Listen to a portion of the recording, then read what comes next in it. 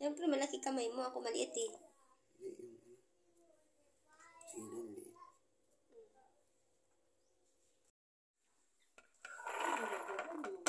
Okay na yan. Mag-paste pa naman eh.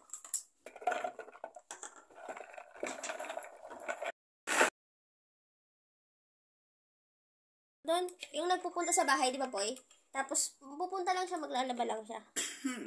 Ganito kasi naman lahat ng hangin. Kailangan maglaba ngayon. Tapang nga. Naubo agad ako. Di din kasi. Bakit? Tapang. Kasi dapat hindi ay lagi. Dapat nakamas ka dyan, baka bilang ka-watching. Nakaka-watching ka. Natamad ako magtupi na mo din. Siyempre may nadikit sa kamay mo hindi mo gusto. Ang baho, Tap!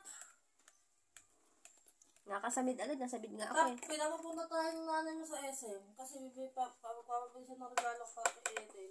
Ayaw ko mag-isin. Ito na lang. Ayaw mo, kakain tayo sa ano. Girinage. Ano natin sa Dede. Ayaw ko nga eh. Tinatamad din ako eh. Ano na, boy?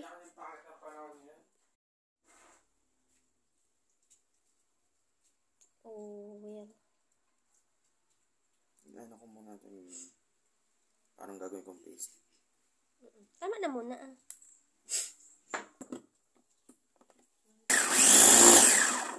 Oh, ang ganda.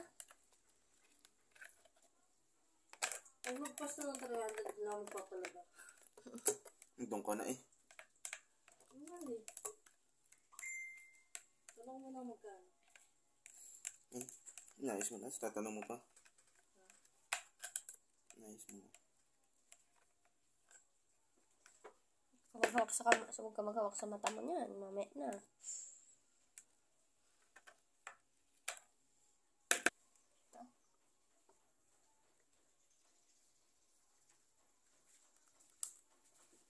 Kaya ka maglalaglag.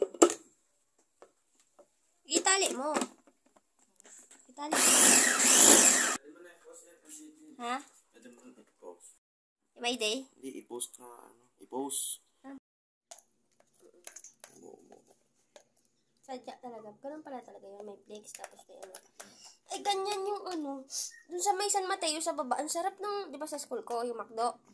Pag pumasalong ka dun, ang sarap ng siomay dun. Pati yung sauce. Ganyan, oh. Tapos, lalagyan mo yun ng konting ano. Asukal. Para matamis-tamis. Tintahan ko. Depende sa ano. Hindi naman pwedeng tikman ko ito habang niluluto ko.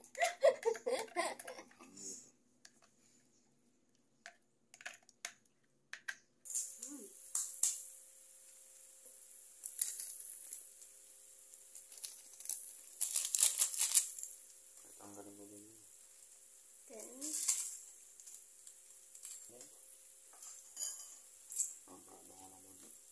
tapos, inan mo kaya. Baka masunog. Tabangin na yan. Ayan.